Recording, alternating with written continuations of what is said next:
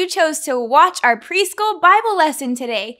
In our last video, we started talking about a man named Joseph. Joseph had 12 brothers, but they didn't really like him because Joseph was favored by their dad, Israel. Joseph had told them about his 2 crazy dreams that God had given him. Do you remember? His brothers were so mad because in the dream, his brothers were bowing down to Joseph. They did not like to hear that at all.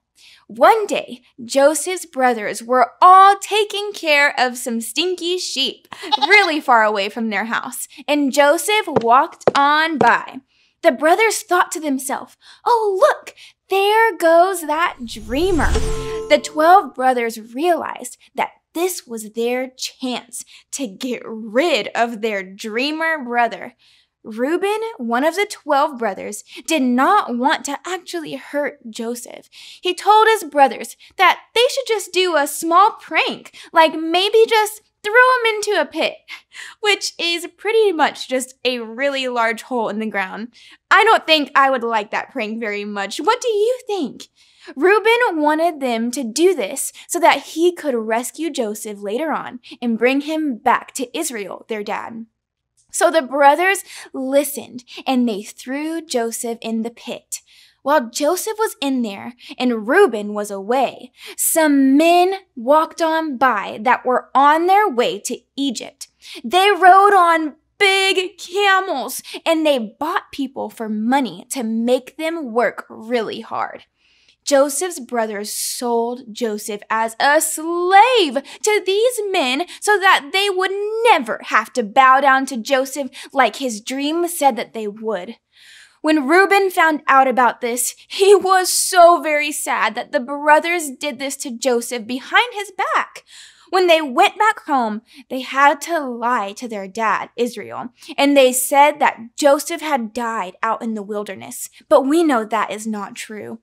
Israel was incredibly sad at this news because he thought he would never see Joseph again. Isn't that just awful that his brothers could do something like this? All because they didn't like some crazy dream? Back to the big guys who rode on the camels. When the men arrived to Egypt, they sold Joseph as a slave to a man named Potiphar. Say it with me. Say Potiphar. Joseph worked and he worked and he worked and did everything that Potiphar asked of him. This could have been a really hard time for Joseph, but someone was on his side.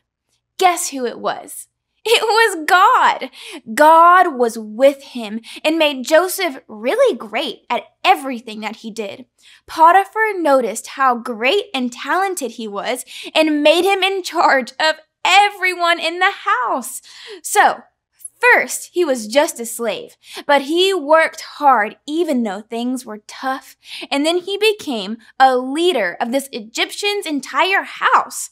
Things were going pretty well for him, at least until Potiphar's wife talked to Joseph. She tried to make him break the rules. Joseph knew what was right and he knew what was wrong, and he chose to do the right thing. He ran away from her where she could not try to get him to break the rules anymore. And even though Joseph did the right thing, this is what happened. It made Potiphar's wife so mad that she couldn't make Joseph break the rules that she lied to Potiphar, her husband, to get him in big trouble. Potiphar got really angry at Joseph, so mad that he threw him in jail. How sad that Joseph did what was right and was still getting punished. Do you think God was still with him though? Absolutely, you are right. God stayed with Joseph when he was in jail and once again blessed everything that he did and made it good. Just like when Potiphar saw the goodness in Joseph and made him the leader The warden who was in charge of the jail put Joseph in charge of a lot of things. He saw how great Joseph was too. God was continuing to bless him through all of these horrible things that were happening. While he was in jail, 2 people had some dreams, and they did not know what they meant. But do you remember who was the dream expert? That's right, it was Joseph. Joseph went up to these 2 men, and he said to them, "Don't interpretations belong to God? Please tell them to me, and I will ask God what they mean." Joseph knew that if he trusted God, God would tell him what he needed to know. And can you believe it? God did. With God's help, he told both men what their dreams meant. And after all of this had happened, Joseph still stayed in jail for 2 more years. After 2 years, the ruler of Egypt had a really bad dream, but he had no idea what it meant either. The people remembered the expert of dreams, Joseph, and Pharaoh, the ruler of Egypt, asked Joseph what his dream meant, and Joseph asked God. When God told Joseph the meaning of the dream, Joseph told Pharaoh, and Pharaoh was super impressed.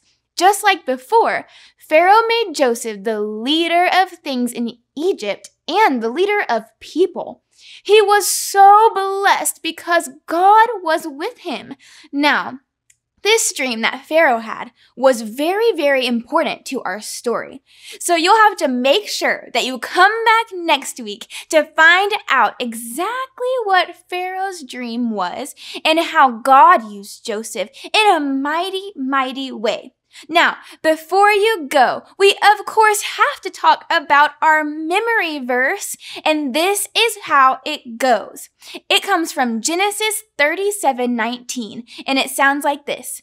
There goes that dreamer. Because remember, when Joseph was walking by, he was known as the dreamer. But little did he know, God was going to use that. So stand up with me. I want you to do it with me as I say it. Genesis 37:19.